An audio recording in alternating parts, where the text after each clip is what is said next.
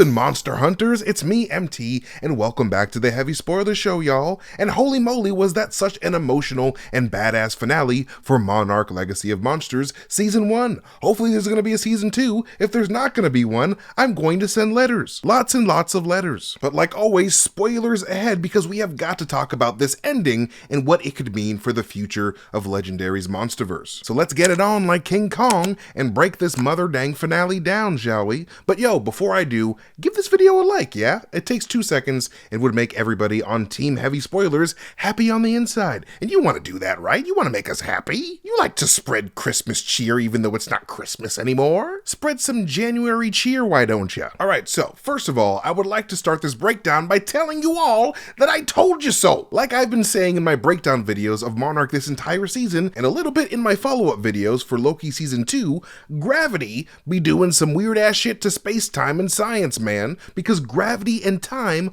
are inextricably linked in the cosmos, and no one in this episode knows this better than poor Keiko Randa, played masterfully this entire season by actress Mari Yamamoto, because my god, did this world's wonky-ass gravity cause this science lady to miss out on a lot of important birthdays. And the scene that we got this episode when Keiko learns about how much she's lost in the 57 days that she's been trapped in her mysterious forest time prison was probably my favorite scene of this entire season because of how emotional Keiko and Lee's reunion was. Like watching Keiko suffer a near mental breakdown while trying to accept the loss of her entire reality was incredibly heartbreaking. Like Mari Yamamoto works so damn well with both Kurt and Wyatt Russell because their chemistry tends to produce a lot of emotionally resonating scenes. Like these are all fantastic actors. Because while it was 57 days of being kaiju Katniss Everdeen's in the woods of a parallel reality for Keiko, a full 56 years have actually passed by in the human people world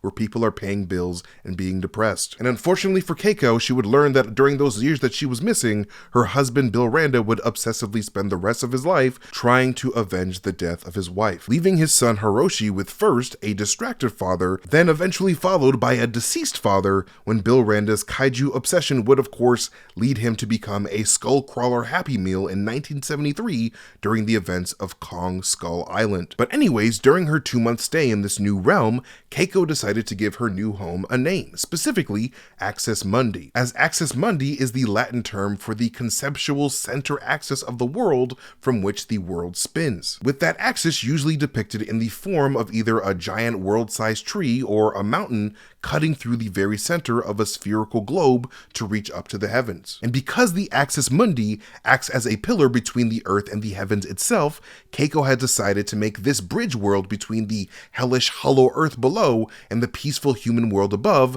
after that bridging concept as well. But anyways, now that we know exactly where this new plane of existence is in relation to the upper and hollow earth realities of the Monsterverse, we might also begin to understand the potential significance of this blue and orange glow of this new realm that I went into briefly in my last Monarch video. In that video, I hypothesized that the blue and orangish yellow of the Axis Mundi world could potentially represent both the blue energies that live inside the hollow earth in Godzilla and the orange energies that are closely associated with Kong and his species. However, now that we know that the Axis Mundi is a bridge world between the hollow earth and regular earth, those blue and orange energy signatures might just represent the colors of both these two worlds' main power sources, the mysterious blue power of the hollow earth and the orange-yellow power of the human realm's sun. Through Apex Cybernetics' trip to the hollow earth in Godzilla vs. Kong, we learn that the very ground of the hollow earth itself and all of the kaiju that eat the food from that ground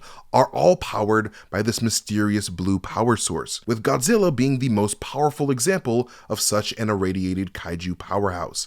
Kong is more affiliated with the orange energy of this universe because Kong and his ancestors were mysteriously banished from the hollow earth to live under the orange glow of humanity's yellow sun on Skull Island. So having the background of Axis Mundi be blue and orange seems to symbolize the two realms that the Axis Mundi dimension resides between. because we learned in this episode that the Axis Mundi is entirely comprised of elements from the Hollow Earth as well as the human Earth, so such a symbolically colored background would be fitting here. And I also thought it was an extra nice touch to see the cinematography of this episode continue to use this blue and orange in the background when Kentaro is thinking about his interdimensionally trapped friend Mei at the bar that they went to when they first met. But anyways, after Keiko meets up with everyone, she reveals that she was the one who has been sending the distress signals that Monarch has been picking up from all the rifts acting up in the world, specifically by reconfiguring Dr. Suzuki's gamma ray emitter to send out a distinctive SOS to anyone in the above human world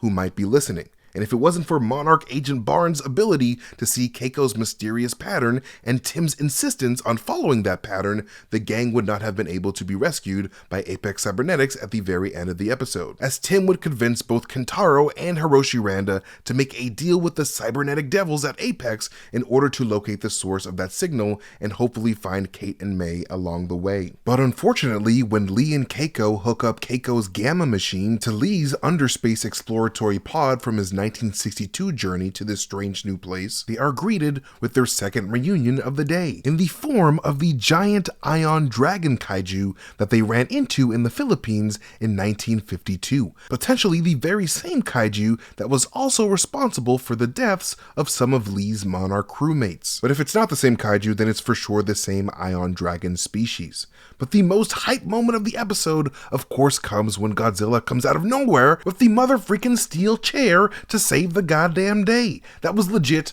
the coolest freaking thing ever, and getting to see Godzilla continue to kick absolute ass like he gets paid for it was such a satisfying way to end this season. Like Godzilla absolutely annihilated that stupid bird. But I did notice that during the fight, the Ion Dragon shot out a ton of gross dragon saliva in Godzilla's face, which was super rude, but also made me think back to how the USS Lawton was covered in the Ion Dragon's gross saliva when Bill and Keiko first got there at the beginning of the season. So it seems like the Ion Dragon species are quite liberal with where they spread their saliva, just like my ex-wife. I'm kidding. I've never been married. I own too many comic books. But while this fight was dope, what was significantly less dope was having to see Lee Shaw sacrifice himself to protect the woman that he has always loved. I mean, yeah, while I very much saw something like this coming, as actor Kurt Russell is not exactly the most inexpensive and readily available actor in Hollywood, it was incredibly sad to see Lee Shaw go out like that, man. But while this moment was a major bummer, at the same time, I was like, hold on a minute. Am I actually sad to see a human being in Legendary's Monsterverse die? That kind of rules, man. Because let's be real here, up until this point, Legendary's Monsterverse has struggled to get people to care about the human characters of their films. Because when people go to see a Godzilla or Kong movie in theaters, they are more so expecting to see kaijus killing more so than people chilling, you know what I'm saying? You only spend so much time with the human characters in the movies that when they die, it doesn't really feel like that big of a deal. However, after spending 10 whole episodes becoming invested in the Shaw-Randa narrative, I've become significantly more emotionally invested in what happens to these TV show characters than I am with Millie Bobby Brown and Tapwater Guy. But I'm speaking more so on the American side, because Godzilla Minus One has definitely got that covered. So I am definitely hoping Legendary gives this show a season 2 to continue to grow the Monsterverse in that way, because actually getting to see the human and societal fallout of the arrival of these godlike monsters has done wonders for making this feel like a living cinematic universe filled with personality, history, and science. But anyways, like I mentioned before, after Lee Shaw's heroic sacrifice to get Keiko, Kate, and Mei back to their home dimension, the ladies are greeted by Apex Cybernetics' corporate goon squad army, along with Keiko's son and grandson. But soon after that tearful reunion, Keiko, Kate, and Mei are not only hit with the surprise that they have a giant-ass temperamental gorilla as their new neighbor on Apex's research station on Skull Island, but that the weird-ass gravity of the Axis Mundi has caused 2 years to pass in the human world while they were down there, making it now the year 2017.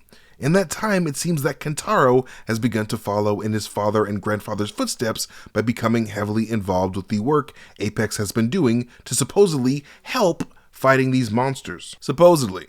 because we know that those motherfuckers cannot be trusted. But I thought this ending for Kentaro was super fitting considering Kentaro's painting that we saw earlier in the season in Mei's apartment. It was a picture of a lone sci-fi warrior facing off against a giant kaiju, very much a piece of foreshadowing for Kentaro's own future as a Randa monster hunter. And I also thought it was super fitting to see the show ending the way that it started, with the Randas once again on Skull Island, as the series of course started with a quick cameo from John Goodman's Bill Randa recording a message for his estranged son Hiroshi. But anyway, since it is now 2017 by the end of the season, this means that the show has ended a full 2 years before the events of 2019's Godzilla King of the Monsters, and 7 years before Walter Simmons reveals Apex Cybernetics' true intentions with Mechagodzilla in Godzilla vs. Kong. So seeing Kong on Skull Island definitely makes sense here, as he was for sure still chilling on that island before he got relocated to the Hollow Earth in the year 2024. And we also know that by 2019,